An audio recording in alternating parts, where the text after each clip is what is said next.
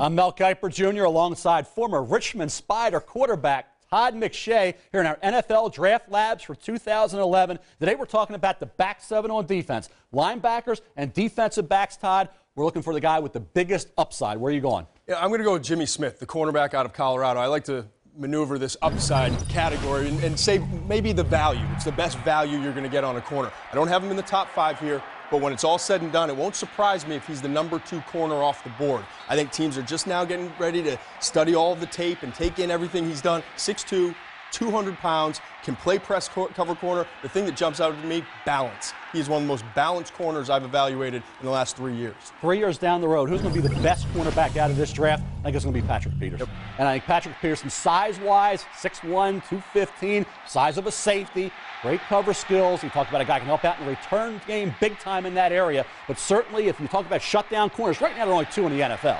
That's it. You think Nnamdi Asomugha and Darrelle Revis, and that's it. And I think this kid has a chance to be in that category. Patrick Peterson deserves to be one of the first 2 or 3 players drafted. How about the biggest risk, Todd, from the back seven on defense? I hate to say it, because I'm a big Jeremy Beal fan in terms of his production in college at Oklahoma, 29 sacks. He's strong for his size, and he has great effort.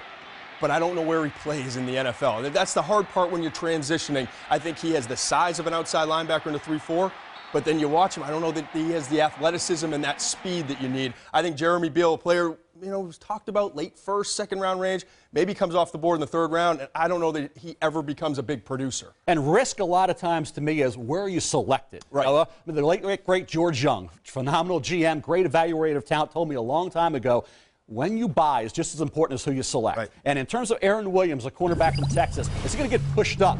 He'll support against the run. He's a former parade All-American, pretty good football player. Not elite, I don't think, in terms of his great cover skills this particular year. But is he going to be the 10th, 15th player drafted as the 3rd cornerback after Peterson and then after Amukamara? Does he get pushed up that far when in reality he's anywhere between 25 and 35? That'll be interesting to see. That's the only reason I label him a risk. I like him as a player, but I don't think he deserves to be that high up the draft board. How about under the radar, Todd, in terms of the back seven? Nevada defensive end Dante Moak, but I'm moving him to outside linebackers. 230 pounds. He ran in the 4.2s, reportedly. NFL scouts said in the spring. I'm not sure he's that fast, but he's fast. Move him to outside linebacker.